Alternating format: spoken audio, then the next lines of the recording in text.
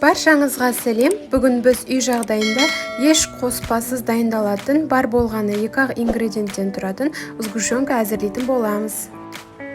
Ол үшін бізге сүт қажет болады. Жарты литр сүтімізді алып ыдысымызға құямыз да, оның үстінен 150 грамм қантымызды саламыз. Сосын жақсылап араластырып аламыз. Қант жақсылап ерігеннен кейін газдың үстіне қоятын боламыз. Газды барынша жоғары температурада қоямыз. Бір қайнағаннан соң жақсылап араластырып тұруымыз қажет болады. Астын сәл ғана баяу басамыз да, жақсылап 5-10 минут сайын араластырып тұрамыз.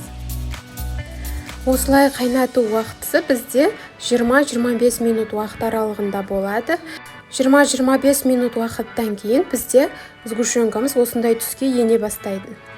Біз сгущенкамыздың дайын болғандығын анықтау үшін қасыққа осындай бір тамшы тамызамыз да, ол егерде жан-жағына ағып кетпейтін болса, онда дайын деген сөз. Дайын болған сгущенкамызды ыдысқа құйып аламыз да, бетінен блендермен осылай айналдырып шығатын боламыз.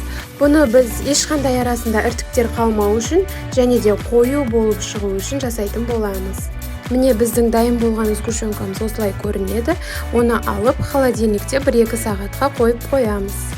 Егерде менің видеом ұнаған болса, каналыма жазылып, лайк басып, комментарий қалдырып кетіңіз.